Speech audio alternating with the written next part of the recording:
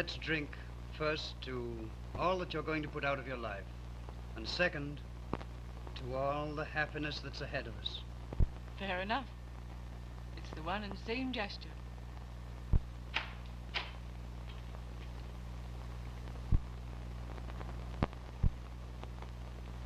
Oh, hello, John.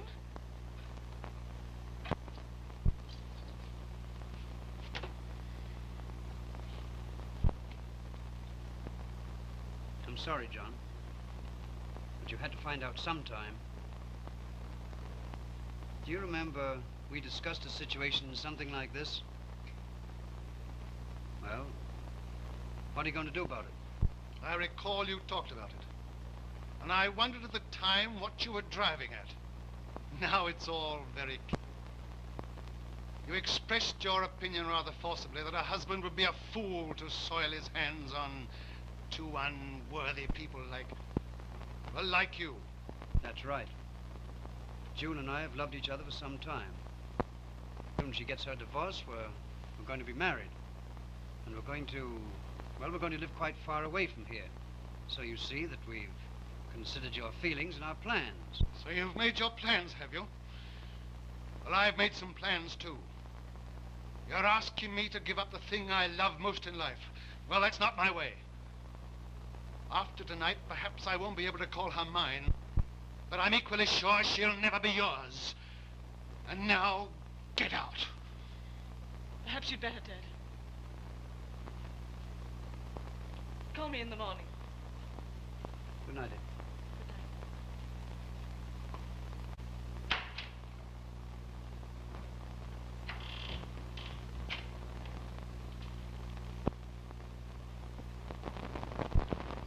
This is the way you repay the love and kindness I've shown you. Your idea of kindness is to leave me by myself, while you spend most of the time at the office. Business out of town. It was necessary to supply you with a home, the clothes, the jewels you demanded. You mean I accepted to take the place of love and companionship, which is the right of anyone. You couldn't have been lonesome, or you wouldn't have left me to sit and hold my hands until I had to find companionship somewhere else. If you'd ever had any love in your heart for me at all, you would have tried to tell me. I tried to many times, but you were too stupid to understand. You shut me up, cried at me as if I were a child. You never tried to understand. But now I've found someone who does, and who appreciates me. Well, he'll never have you. He will. I love him. And my own happiness is all that I'm concerned about. That's all you've ever thought of. Yourself. Have you ever considered how I've worked for you, slaved for you? How I would suffer? You're not the only one that suffered. It's been torture every time you put your arms around me and kiss me. But no more. I'm through. I'm leaving. No, you're not. John. Don't! You're mad!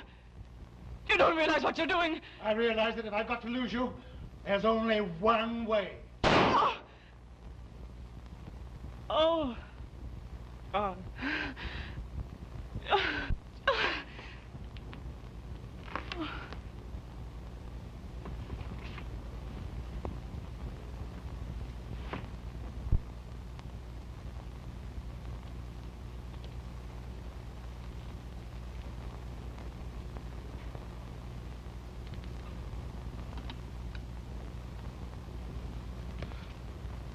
Come to the police station. Hello. This is John Forbes. 300 West Drive. I've just shot my wife.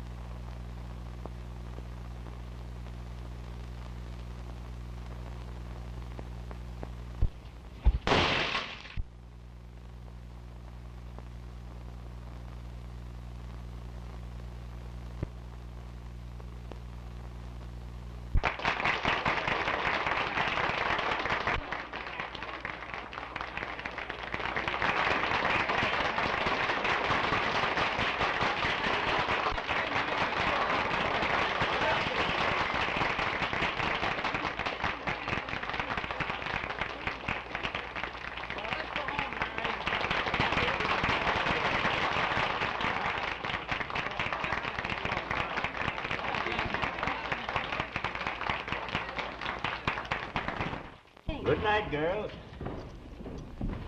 Well, there's the last curtain, Michael. Will you please tell Mr. Merle that I'll be waiting for him at Ricardo's? Just say that I've gone ahead to pick up Miss Warren. All right, Mr. Murray. Good night, sir. Good night, Michael. Well, that's the final curtain this season.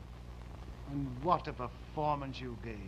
Who couldn't, with you for an inspiration? Ah, you darling. Let's hurry, dear. I'm I'll starved. bet you Mr. are. Merle, I have a message for you. Well, let's have it. Mr. Murray said he'd wait for you at Ricardo's, and that he'd go on ahead and pick up a young lady by the name of Miss Warren. All right. You go along to Ricardo's when you're ready, darling, and I'll come along as soon as I can. All right.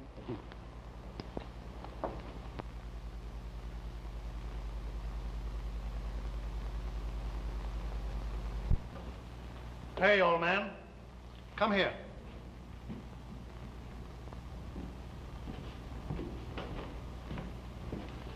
I don't want to be disturbed by anyone tonight. Understand? Yes. Now, wait a minute. Sir, when you speak to me, I use the word sir when I speak to gentlemen. you forget who you're speaking to. No, I don't.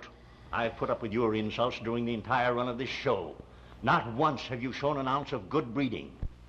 I was an actor, but in my day, actors were scholars and artists, not hams.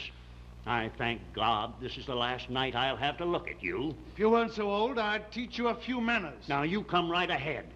I'm not so old, but what you know, you've been somewhere.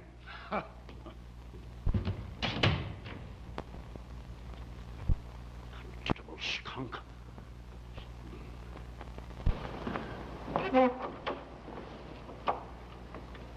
Oh, hello, young lady. You here again? What can I do for you now? Please, Michael, I have to see Mr. Merle. I'm afraid that can't be done. He gave strict orders not to be disturbed. I don't see why you keep running after him, Miss Jean. I'm going to see him just once. I have to. There's something I...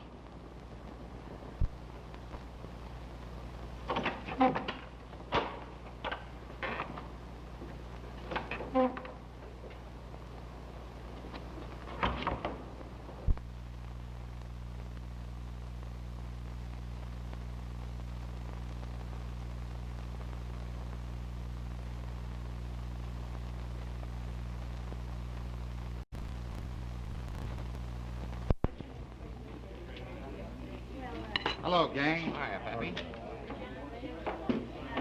Well, what's all the argument about tonight? Well, it isn't our role for friends, it's Jimmy. Oh, what's the matter? No murder tonight, Sherlock? No, but there will be if you guys start in on me again. So what are you working on a newspaper for? Why, you ought to be a police commissioner at least. If I help the police solve as many murders as you have, I'd insist on some salaries. You mean Remuneration. Thanks. Well, I'll tell you. I only do what I can for the everlasting glory of the dear old Chronicle.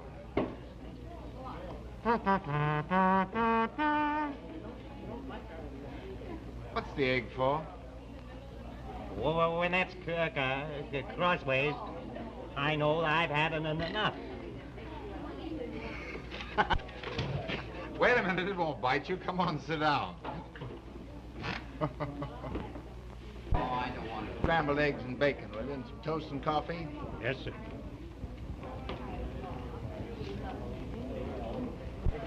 Merle and his wife. Ask Walt. He keeps up with all the scandal. If you guys want to know what I know, you buy yourself a Paper. No. And then it's a encyclopedia.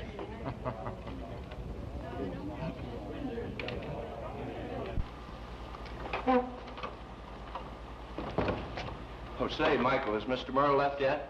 Not yet, sir. I've been right here ever since you left the theater, and he hasn't come out of his dressing room yet. He ought to be ready by this time. I'll go get him out so you can lock up and go home. Thank you, Mr. Murray. My wife will be getting anxious. Oh, how is the missus, Michael? She's quite well, thank you.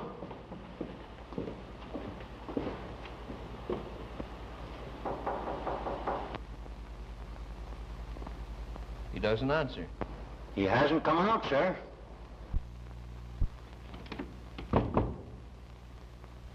It's funny, the door's locked.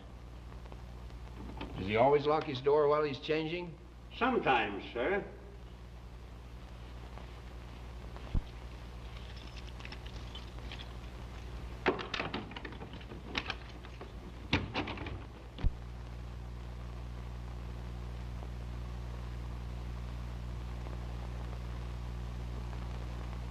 Michael! Michael!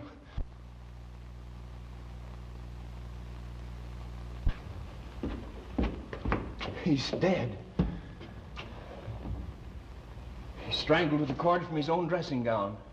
Nobody went in there. Are you sure? Positive. I'll call the police.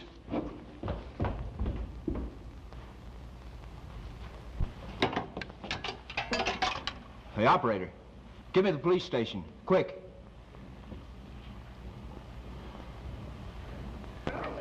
Well, it's no use. I can't sleep. I'm always afraid I'm missing something.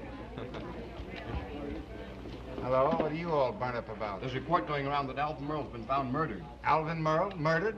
How? Found in his dressing room, strangled. But I'm off. Strangled, eh?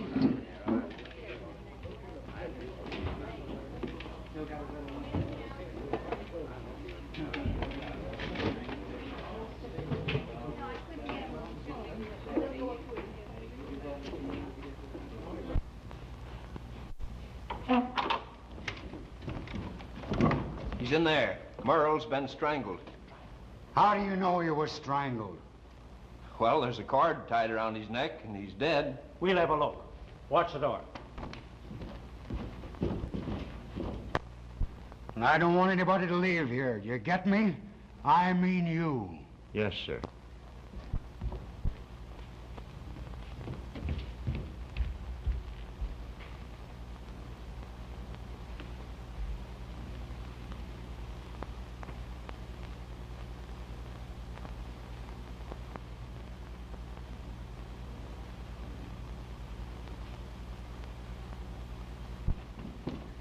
Is Captain Blake here yet?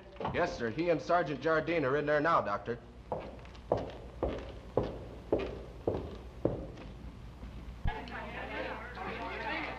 right, folks, you'll have to get outside. All right, now don't let's go outside. Come on. All right, no arguing now. Just keep going.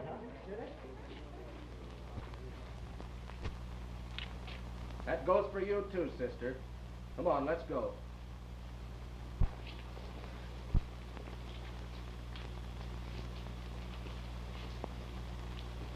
Come in, Sam. I beg your pardon. I'm sorry. Anything wrong? No, I'm all right. I just heard about Merle being killed.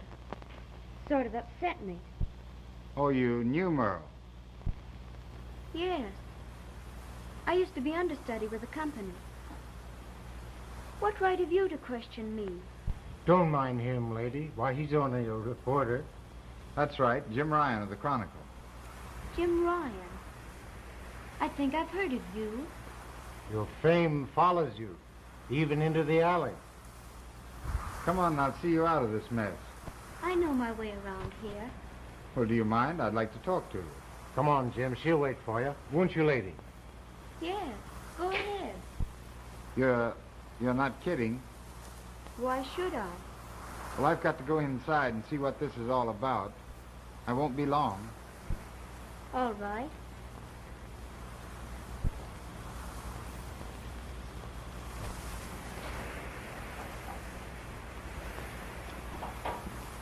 Hello, Danny. Hello, Ryan. Go on in.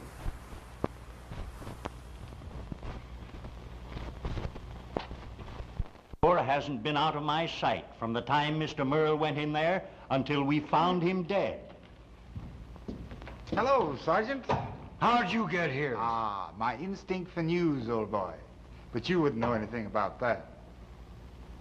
Where'd it happen? In there? It did. Let's go. Don't you go away. I'm not through with you yet. Hello, Captain. Hello, Ryan. Glad to see you.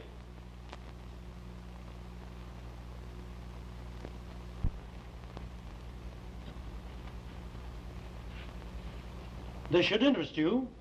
Did you get anything? Not a thing. He couldn't have come through here. The window's locked. And barred outside. Door was locked, too. But there he is, strangled. Cord from his own dressing gown. Suicide? I don't think so. He couldn't have tied the knot so tight.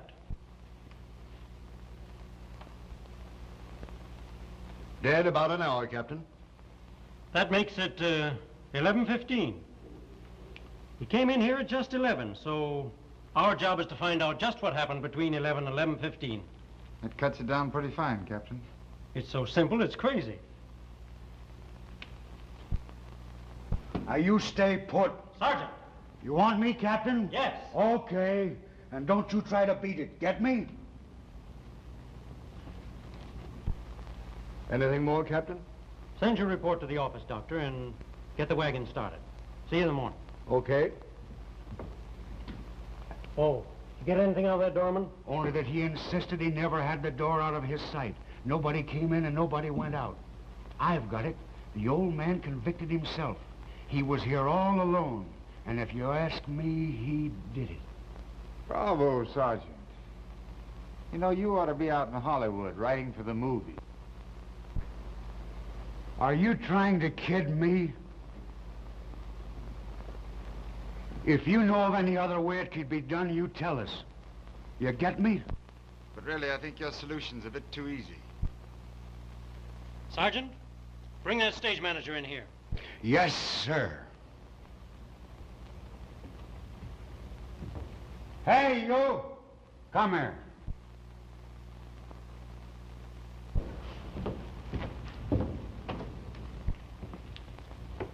What time did you leave the theater tonight? I left just before the final curtain. That was a little before 11 o'clock. What'd you come back here for? I had an appointment with a lady at Ricardo's restaurant. Mr. Merle was to have met us there, but when he failed to appear, by 11:30, I came back here to see what was detaining him. And that's when I found him murdered. What time did you arrive at Ricardo's? About 5 after 11, I should say. What makes you so sure of that? Just a moment, Sergeant. Okay, Captain. Anybody else in your party? Yes, a second lady. She joined us about 11:15. Mrs. Merle? No. Well, who was she? Does that make any difference at this time? Well, how do I know till I find out who she is? Come on now. Who was she?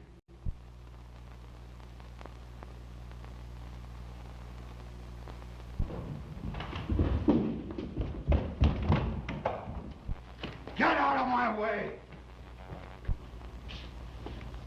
Oh, Sam, telephone the lead to the office and tell Pop Beacon I'm staying on the job. All right.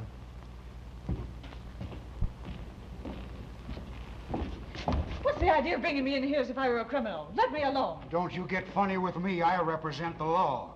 Why were you looking through that window? Is that a crime? The policeman wouldn't let me into the theater. I saw a light in Alvin's dressing room and looked in. Alvin Merle has been murdered. Where? In his dressing room.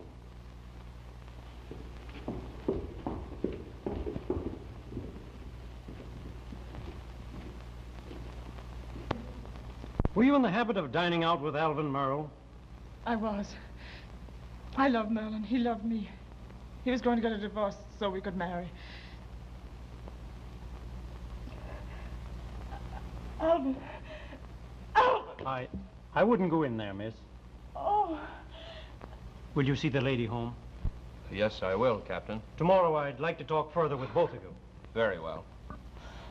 Oh. Try and get Mrs. Merle on the phone. Who, me, Captain? Yes, you. Okay, Captain. Her theater is just next door, Captain. Tried there? Of course. never entered my mind. And I saw the sign on the theater as I came in. Ethel Wynn in something or other, but her stage name never occurred to me. Come on. Wait a minute, wait a minute. No, not you, wait a minute. Now, see there, you made me lose him. Danny, did you see a girl around here? Yeah, there's been a lot of them here. I told them all to beat it. What? Where's my number? Well, I gave it to you. Don't get fresh with me, you'll find yourself in the cooler. Get me? Which way did they go? What down the street there?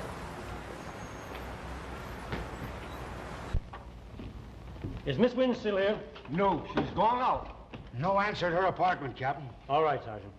What time did she leave the theater? 11:15 with some gentleman. Who was he? I don't know. He's been hanging around here regular. Besides, I've never been introduced to him.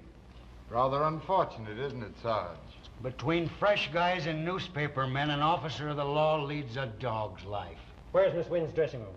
Oh, all right. I'll show you, Chief.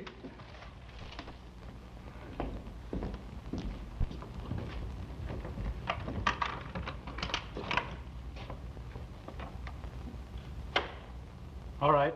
You can beat it now.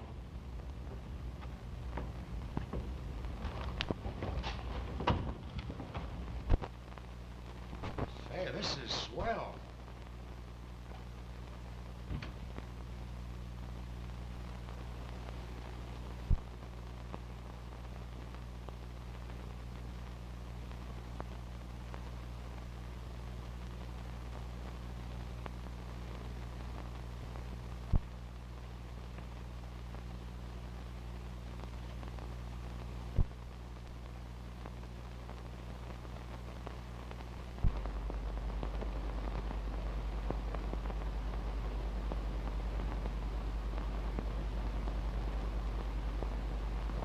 Look what I found. Ralph Burns. Not the big shot gambler. That's him. And isn't that a sweet thing for a big shot to write? Read it, Sarge. You may fall in love yourself someday. You're talking to an officer of the law. But it's so sweet. With oodles of love, honey. Sergeant, I could almost kiss you. Well, don't you try it. We'll want to talk to Ralph Burns and Ethel Wynn at the office in the morning, so bring them in. Who, me, Captain? Yes, certainly. You leave it to The Jardine. sardine.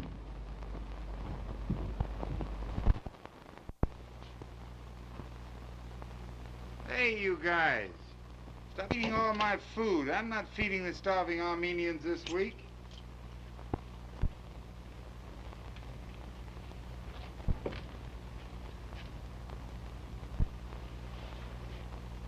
Hello?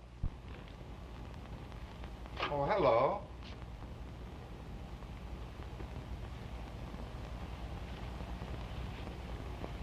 You said you wanted to see me, so here I am. This is so much nicer than that alley. But, I don't understand how you got here. There's nothing mysterious about that. You told me your name. I looked in the telephone book and came here with the idea of waiting until you got home. There's always a chance of someone being in, so I rang the bell. Well, there was someone here, some of your friends. They let me in all right, but I guess I must have scared them. They all left. There's usually some of the gang hanging around here. This place is getting to be a clubhouse for wayward newspapermen. And will I get kidded tomorrow? I'm sorry, but the truth is, I wanted to see you even more than you wanted to talk with me. Well, I'm glad of that. Won't you sit down and make yourself comfortable? Thank you.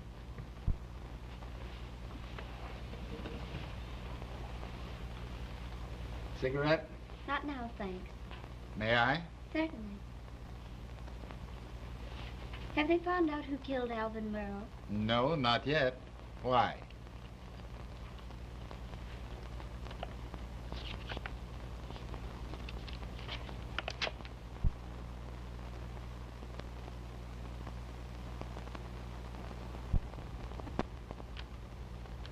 Where did you get this? It was under my door this morning. But why you? I once lost my head over Alvin Merrill. I was with the company when the show first opened. Mr. Murray helped me get the part. He was the stage manager. Yes. I've known him a long time, but he had to discharge me. Why? Oh, it was my own fault. Alvin Merle made a fool of me. Or I suppose I made a fool of myself. It was one of those silly, girlish infatuations. Heaven knows I soon got over it. Wasn't soon enough, I'm afraid. Pam Gregory and he were sweethearts. I suppose you've heard about that. Oh, yes. She insisted that I leave the company. That should have ended the whole affair, but it didn't. Last week, Alvin Merle began calling me up again. It was like him. But I never wanted to see him again. But, you were at the theater tonight. It was that note. I felt I had to warn him. I had to. But he was with Miss Gregory, and I couldn't see him. After the theater, I tried again, but it was no use. You're wondering, perhaps, why I'm telling you all this. Well, naturally. It's because I feel you can help me. Oh, I don't know why. But I'm afraid. Afraid? Of what? Oh, I don't know. I have a hunch. And I believe in hunches. Why, you poor kid. Of course I'll do what I can. But why didn't you go to the police? Oh, no. Don't tell them about that note, please. I'm afraid of the police. They'll take me to headquarters and make me say a lot of things I don't mean.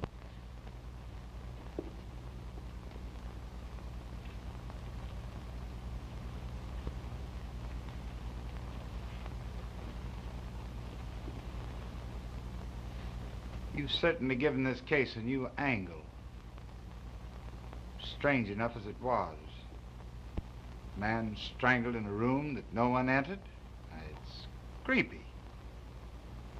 Then you're getting this warning. Have you any idea who could have sent this note? Of course, the one that did is the one the police are looking for. Probably a woman, don't you think? Oh, let's not talk about it anymore.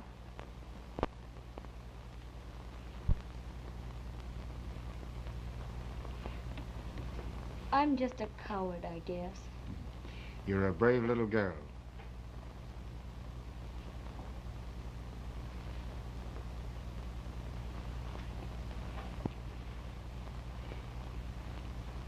I'm sorry, but I must go down to the office.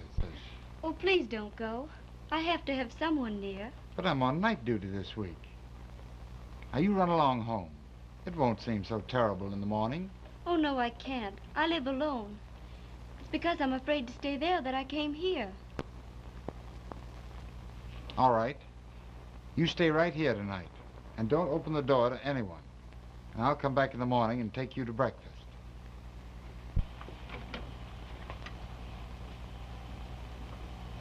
You're a peach.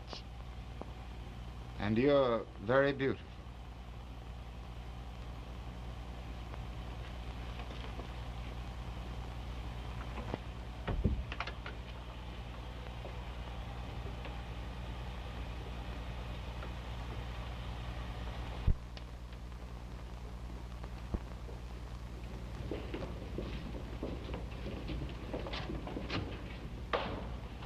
Hey, what's the big idea? What? Hey, ain't you got a home?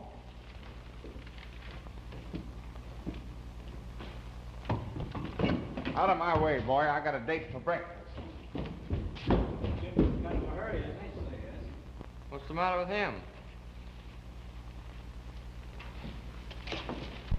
Yes, say, Pop, what makes Jim so screwy this morning?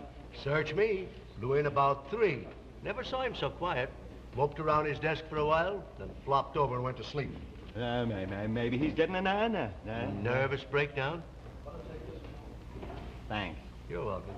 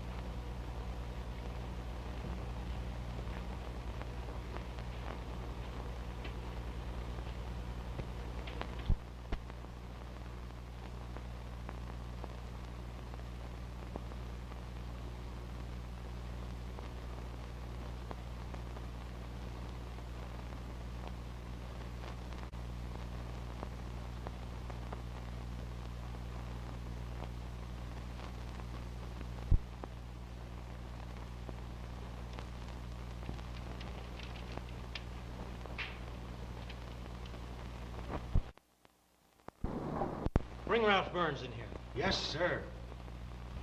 May I stay? Yes, but let me see your copy before you send it in.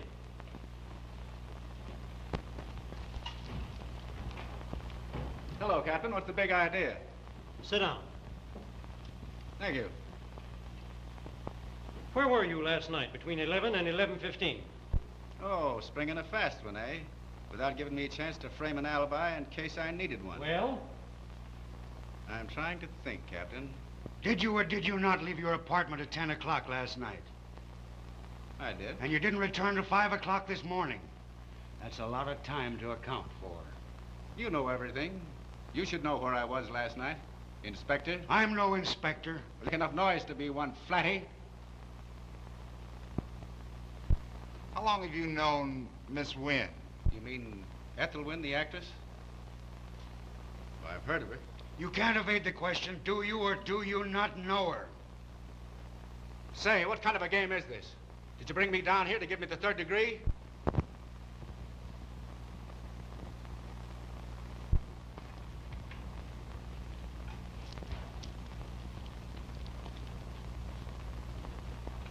Come in, Miss Wynne. Won't you both sit down?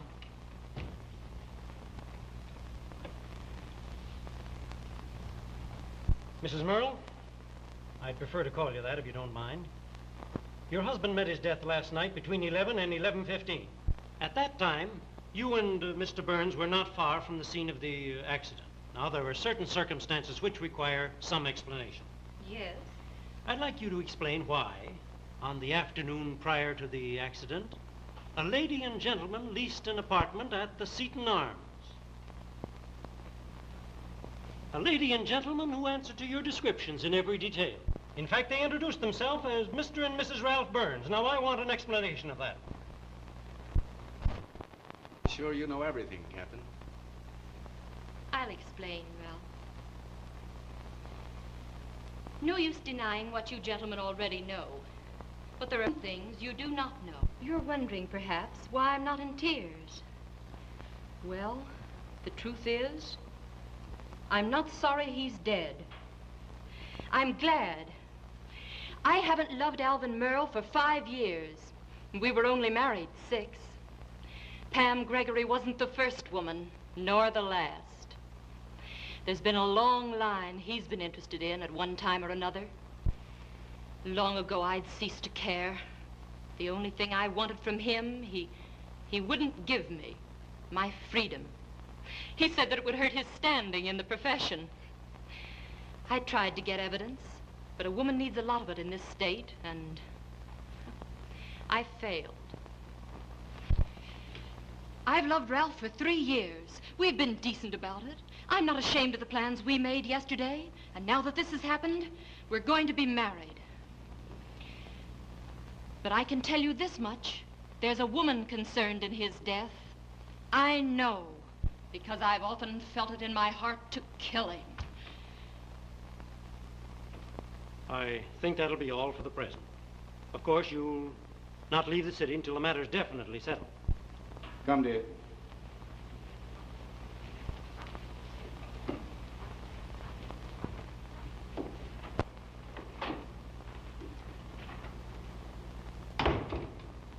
What an actress. What a fool Merle was. A remarkable woman, that. Courage enough to do anything. But I'm wondering. Wondering what, Ryan? Wondering if she committed a crime. If her courage wouldn't carry her through to the point of coming here and telling the truth about it. She did tell the truth. I don't think so.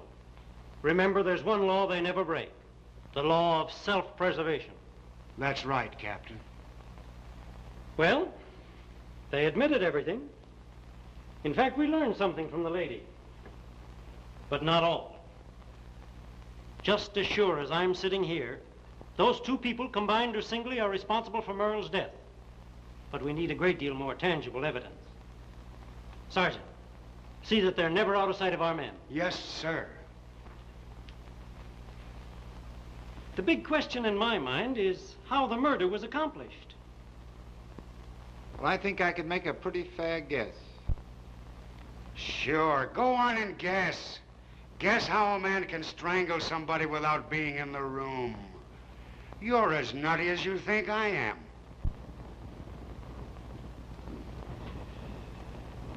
Well, I have a hunch that something else weird is going to happen.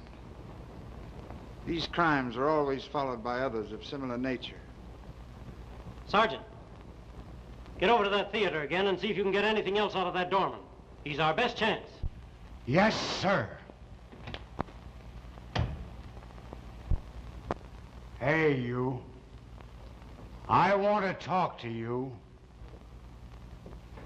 I think you've talked enough to me. Don't try to get fresh with me. I'm not getting fresh with you.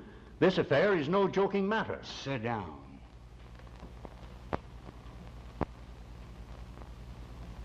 I talk about standing up. Did or did not something happen yesterday, or even day before yesterday, that concerned Mr. Merle in some way? Did some peculiar or strange person come to visit him? Now that you put it that way, something strange did happen. There was a young woman came in here very excited before the show and insisted on seeing Mr. Merle. Well, why didn't you tell me before? Well, why didn't you ask me before? Because I didn't think of it. Are you trying to make a monkey of the law? Who was this woman? At one time, she was a member of this company. Jean Royce is her name. She came in right after the show, too, trying to see Mr. Merle. I knew I'd get to the bottom of this affair. Leave it to Jardine. I ought to arrest you for withholding important evidence. You do, and I'll give you a punch in the eye. Assault an officer, would you? Well, you keep your hands off me. Where does this dame live? Where are you going? To get her address.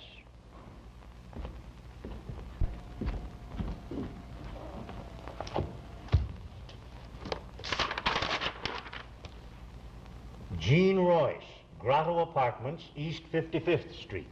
And don't you try to leave New York. Where do you think I'd go? Jersey, maybe. So long, Sergeant. Well, do you think there'll be a break in the Merle case, Ryan? It's hard to say, Chief. Plenty of suspects, but no arrests yet. Got any dope on it yourself? Well, the Gregory woman might be it. I found out that Merle was about to give her the air. His wife and Burns had plenty of reason. Or it might have been some other jealous woman. What can the police do?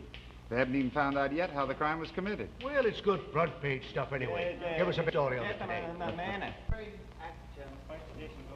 Ryan, somebody wants to speak to you on the mouthpiece.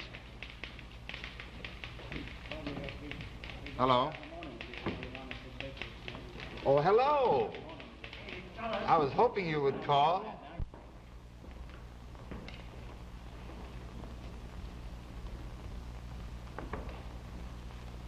Well, what's wrong with that guy?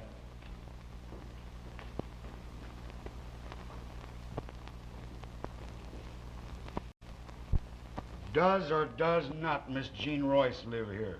She does not. Well, did she or did she not live here at one time or another? I don't know. I'll call the manager.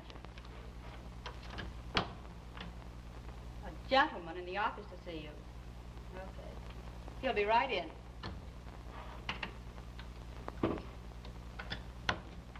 Hello? Grotto Apartments? No, she don't live here. Well, say, can I help it if she gave you a phone? Can you imagine that? I'm not even trying to. Can I do anything for you? Does or does not Miss Jean Royce live here? She did, but she left a month ago. Did she leave any forwarding address? I'll see.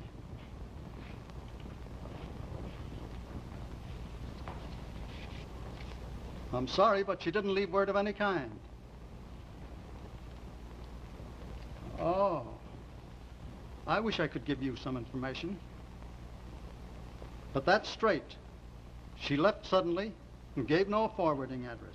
Well, if she should suddenly pop in here, you communicate with headquarters. Very good.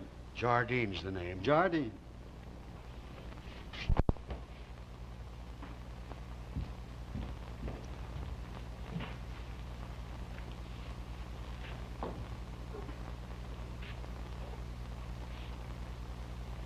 Cute place you have here.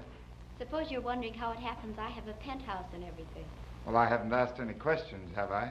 No, but I want you to get me straight. After all, our meeting was rather unconventional, you know. Ah, but that makes it all the more interesting.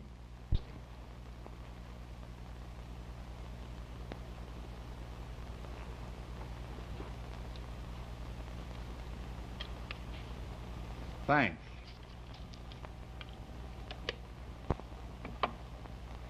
You may as well know all about me. After Mother died, Dad married again. So I live in New York on rather a liberal allowance. And I work on the stage because I like it. And that's that. Has anything new turned up? Nothing startling. We have to find out who sent that note, though. Didn't you recognize the handwriting? No. Has that been worrying you, too? Yeah. I haven't been able to get it off my mind either.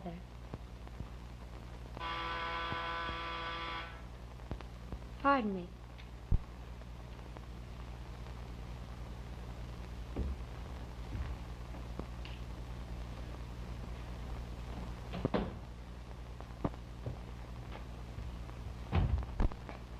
Oh, hello, Frank. Come on Hello, in. dear.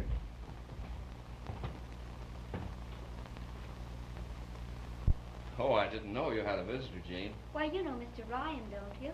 Yes, I've had that pleasure. Hello, Murray. How are you tonight? I just called to take you for a drive, Jean, but I guess... I'm sorry. Oh, that's all right. Suppose you have dinner with me tomorrow evening. Why, I'd love to. All right, that's an appointment. I'll pick you up about 8 o'clock. Fine. Any new developments in the Merle affair? No. Still a closed book. Well, the police will solve it eventually, I guess. It's a very mysterious thing, wasn't it? Quite. Well, Jean, I think I'll run along. Good night, Ryan. Good night, Murray. I'll go to the door with you. Thank you.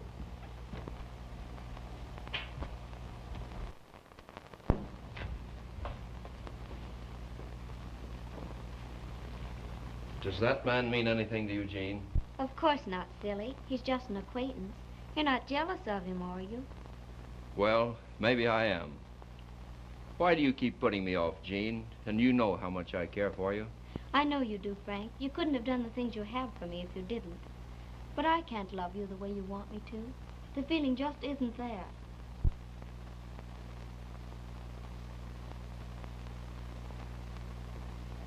Jean, I'll make you love me.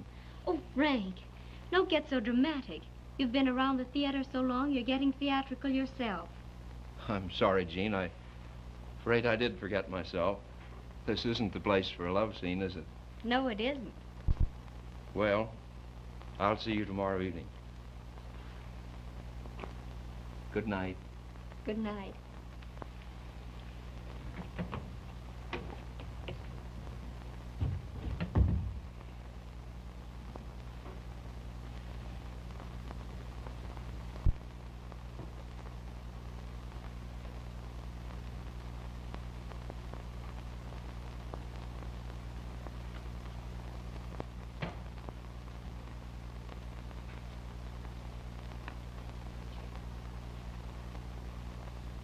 Perhaps I'd better go. Please don't. I don't want to be alone just now.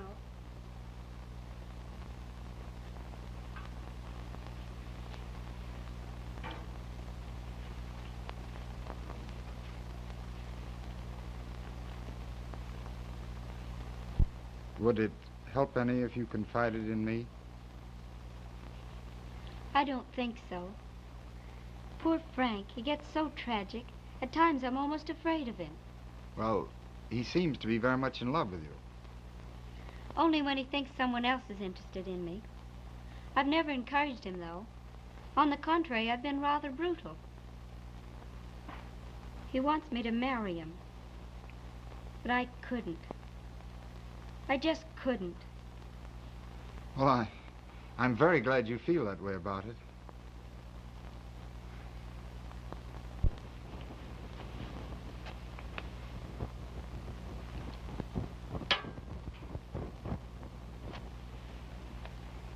Sometimes I wish I were like one of those little lights, way out in the distance, always twinkling and happy. Perhaps that could be arranged. You know, I think I like you because you don't try to make love to me. I might forget the warning and try sometime. All right, sometime. Just now you can put your arm around me.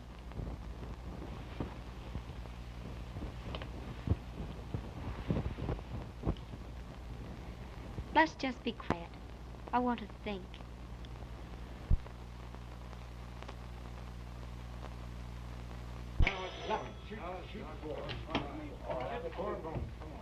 The house is fenced. Is Ryan around? He'll be back. I will. Kind of lucky today. What's that, baby? Oh, he makes it on that. What do you give me? 5. Hello, Sergeant. All the boys? Hi, Sarge. How are you, boys? You know, they got nothing else to do. They come up and drink Jim's liquor. Where's Ryan?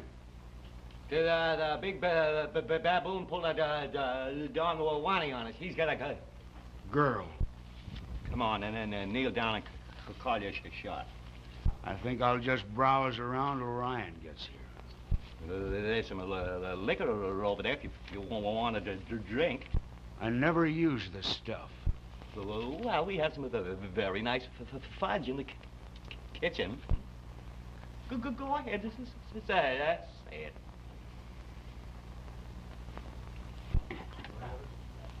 Did I or did I not put $1 in that pot? You did. I did. And why is it when I put my money in there and you fellas get your bets out, there's always 2 bits left for me? You don't stutter when you reach for that money. Neither do you. Why don't I always throw 7s when I got 8s for a point? Bring your own dice, then. I'm going to. Oh, you are? Well, then I'll bring my dice, too. And believe me, we've got some pippins down at the jug. Hello, Jim. Hi, Jim. Let's get going, will you, roll? Hiya, Sarge. I'll pay Jim. Boys treating you right? If we was playing strip poker, I wouldn't have anything left to pin my badge on. Come on, who's Well, I'm not. I'm going to save enough for breakfast. I've got some news for you, Ryan. What is it? You stop those dice again, and you're going to find yourself in the front.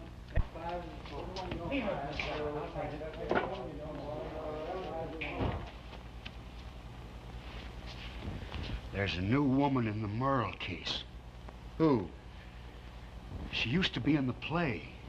She was stuck on Merle, but she give him the air. He's been after her hot and heavy, but she's been trying to keep away from him. I figure she was scared her new daddy'd get wise and it'd queer the deal. Who is she? Her name's Jean Royce. I traced her to an apartment, but she moved last week. And when I find that dame, I'm going to find out who bumped off Merle. There may be something in what you say. There may be.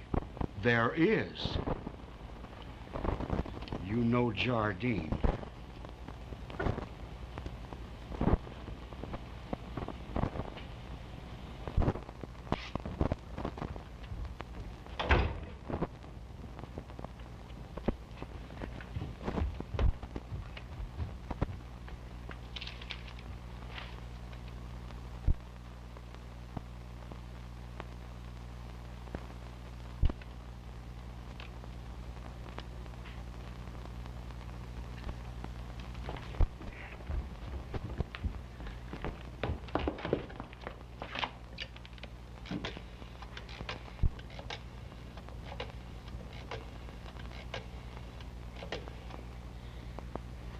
May I speak with Jim Ryan?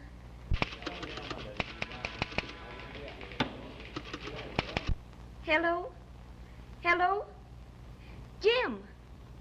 Jim! Hello? Hello?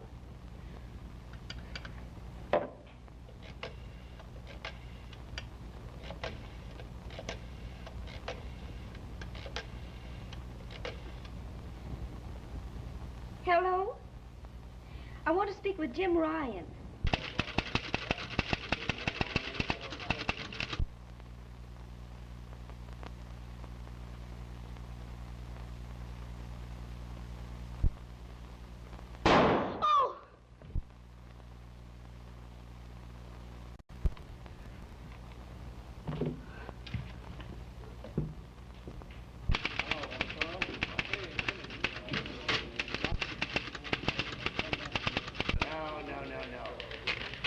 Cut that article down to half.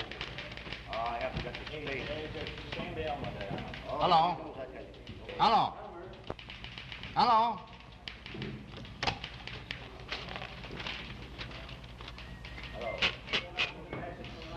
Traffic department.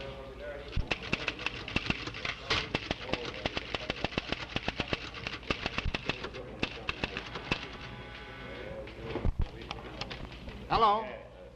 Oh, hello, Sarge. Well? What? Oh, you found the girl. Yeah, leave it to Jardine. We found her all right, up at the Wellington Apartments. Well, it won't do us any good. She's been shot. Now listen, Ryan.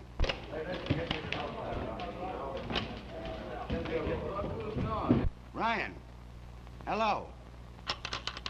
Hello. He hung up on me. Now, don't worry about Ryan. He'll be there. Yeah, ahead of us. Come on.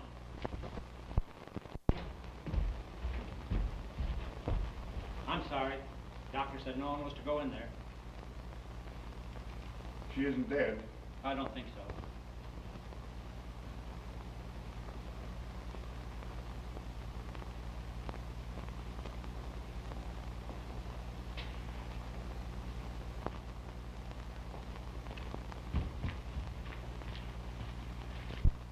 Say, why'd you hang up on me? I'm sorry, Ryan. How did it happen? She was found there on the floor by the phone. Shot was fired from outside these windows.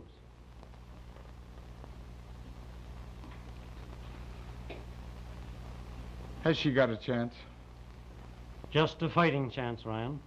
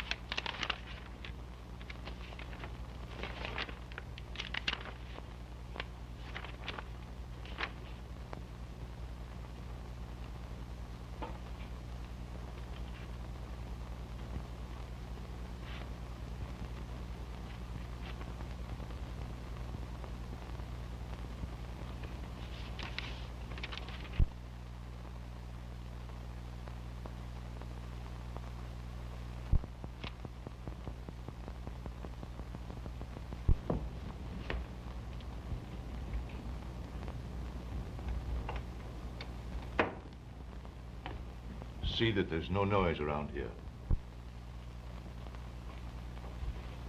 Oh, Doctor, could I see her for just a moment? I wouldn't advise it. Any little unnecessary noise might cause a change for the worse.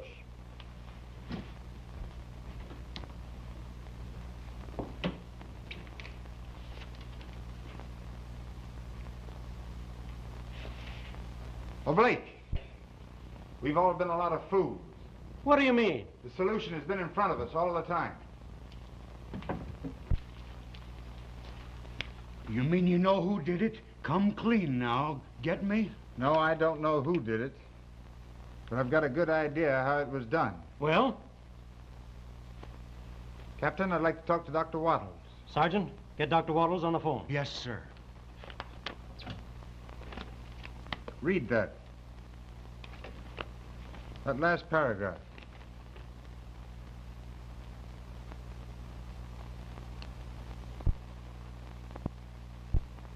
Hello, Ben. This is Jardine speaking. I want to talk to Dr. Waddles. Quick. Hello? Yes? This the doctor speaking? Hold on a minute. Hello, Doctor. Will you give me a resume on the Merle case? I see. Well, have you performed an autopsy? No. There was no reason for it. All right, just a moment. Captain, I think if you'll order an autopsy, you'll get a new angle on this case. Doctor, Blake talking. Something has turned up which demands an examination of the deceased. Yes. Yes, perform an autopsy right away. No, don't do that. I'll be over at the office before you finish. What's the idea of all this secrecy? Come clean now. What have you found out? Nothing yet. Well, thank you, Captain. Could you arrange to have everyone connected with the case at the theater tomorrow by noon? I think so. Jardine will attend to that. You leave it to Jardine. They'll all be interested to know who committed the murder. Holding out on us, are you? Come on now, spill the beans. I'll be honest with you, Sergeant. I just want time to get my story on the streets while you're making the pinch. And I'll write you in the story. Sergeant, see that everyone's at the theater in the morning. Yes, sir. The old flair for dramatics, eh, Ryan? Is all right. I don't blame you. Sorry, Captain, but it has to be that way this time.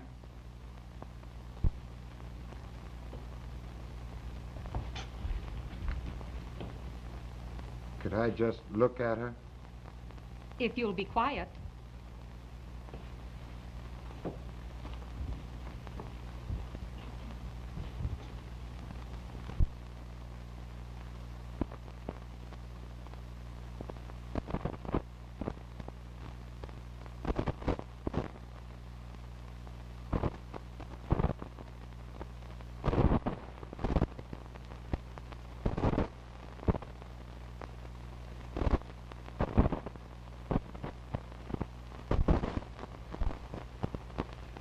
Do you mind, Captain, if I explain the positions of the players during the latter part of the show? Go right ahead. Thank you. You were at the stage door, were you not? Yes, sir.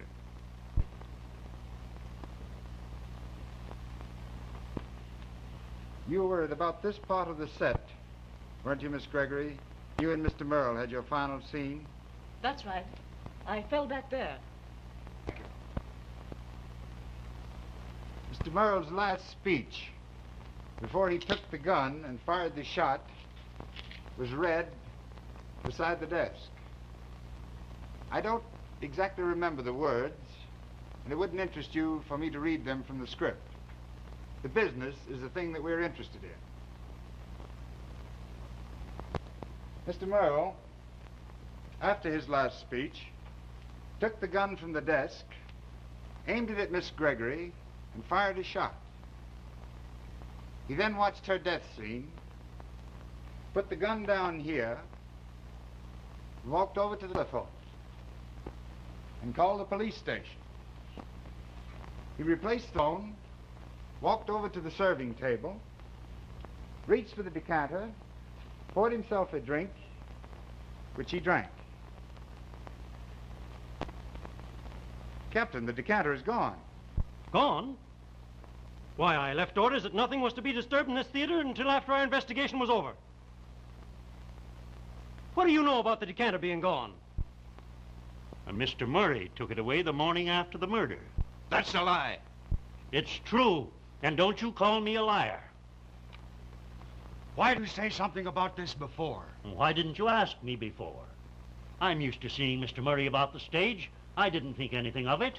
He's saying that to shield himself. He was the only person in the theater the night Merle was murdered. And I believe he did it. Merle practically met his death in front of an audience that packed this theater. He died from a poison which he drank. The doctor confirmed that today. It was cadeine, a slow poison that acts on the lungs, stops their functioning, the same as strangulation. He was strangled. Didn't I find him with a cord around his neck? I don't know about that. You were the first one in the room. It would only taken a moment to have slipped a cord around his neck and pulled it tight. Why, you framed me, you sneak. He tried to get the girl I wanted to marry. Hang him away, boys. Come on, out. There's a streak of maniac in that man. We were lucky nothing more serious happened. You know, I had an idea it was him all the time. There was some truth in that remark of his about my wanting the young lady. He tried to shoot Miss Royce rather than see anyone else have her. He considered Merle responsible for his losing her in the first place. I would have been next. That was fine work, Jim. You're to be commended. It was a description of the business in the play that made me suspicious, and this warning confirmed it.